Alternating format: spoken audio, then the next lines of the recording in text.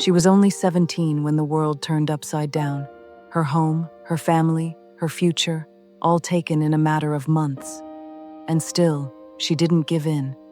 Through hunger, fear, torture, and loss, she held on. Not just to her life, but to her voice. And when the nightmare finally ended, she didn't walk away quietly. She told the world what had happened, because silence would have let the pain win. And Selma Van De Perre was never going to let that happen. She was born in 1922 in Amsterdam, the Netherlands, to a close-knit Jewish family. Her parents were hardworking and loving.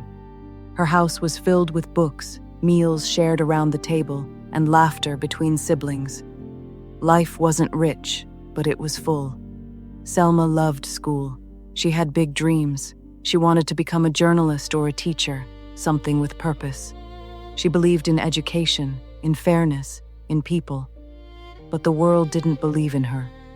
When Selma was 17, the Nazis invaded the Netherlands. At first, things didn't change overnight. People hoped it would blow over, that the worst wouldn't happen. But little by little, it did. Jewish people were banned from public places. They were forced to wear yellow stars on their clothes. Schools were closed. Jobs were taken. Friends disappeared. Fear settled in like smoke. Selma's family tried to stay together, to stay strong. But by 1942, Jewish families were being rounded up and sent away, told they were going to work camps, but never returning. That's when Selma made a choice. She would not go quietly. She would fight back, and she wouldn't wait for someone else to tell her how. She joined the Dutch resistance. It wasn't like joining an army. There were no uniforms, no weapons, no safety, just courage and quick thinking. Selma changed her name to Marga van der Kuyt, dyed her hair lighter, and started passing as a non-Jewish Dutch woman. Under this identity, she became a courier, delivering messages, gathering information, and helping others hide. Every letter she carried, every knock on a stranger's door, could have gotten her arrested. But she did it anyway, because the truth was worth more than her fear. At night, she slept with one ear open, always listening for boots on the stairs. She moved from place to place, never staying too long. Sometimes she had to pretend she didn't know her own name. Sometimes she had to look straight at German soldiers and smile like everything was normal. It wasn't. Then, in July 1944, her luck ran out. She was captured. Selma was arrested by the Gestapo and taken to prison in The Hague. She was interrogated, beaten. She gave them nothing.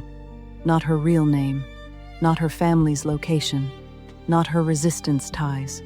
She kept pretending to be Marga. It saved her life, because as far as they knew, she wasn't Jewish. But prison was only the beginning. She was sent to Voet, a concentration camp in the Netherlands. The camp was cold and cruel. Prisoners were treated like animals. Selma saw people beaten, starved, and dragged away. She slept on wooden boards, wore thin clothes through freezing nights, and ate watery soup that barely kept her standing. Still, she didn't cry. She didn't break. She just kept going. After Voet, she was sent to Ravensbrück, a women's concentration camp in Germany. There, things got worse. Women were forced into back-breaking labor. Some were experimented on. Some disappeared overnight. The guards were brutal, the days endless. Selma watched friends die from illness and exhaustion. She watched mothers whisper to their children in the dark, knowing they might not survive another day. Every morning, she woke up surprised she was still alive. But somehow, she made it. Then came the worst of all, Camp Dachau, a name burned into history for its cruelty. Conditions were beyond inhuman. Disease spread like wildfire. Hunger twisted people into shadows.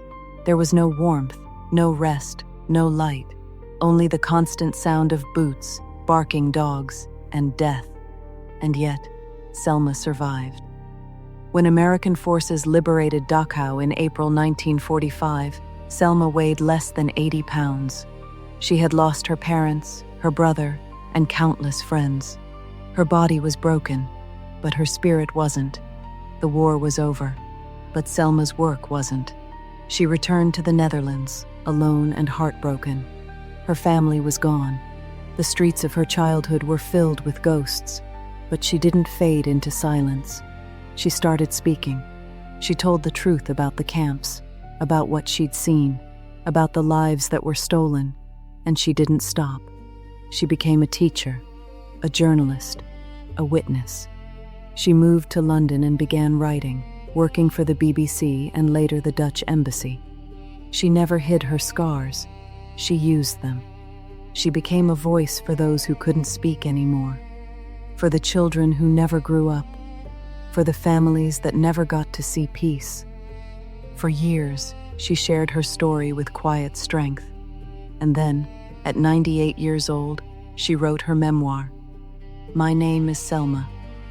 In it, she finally revealed the secret she had kept for so long, her true identity, and how pretending to be someone else had saved her life. Her book became a sensation. People all over the world read her words and felt her courage. Teachers used it in classrooms. Journalists quoted it. Survivors reached out to say thank you. Young people, especially girls, saw themselves in her story. Not just the pain, but the power. Selma Van De Perre didn't live her life to be famous. She lived it to be free. And when freedom came, she made sure it meant something. She once said, "What matters is not what they did to me, but what I chose to do afterward." Even into her late 90s, she kept speaking at schools, events, and memorials. She reminded people that history wasn't just something you read, it was something people live.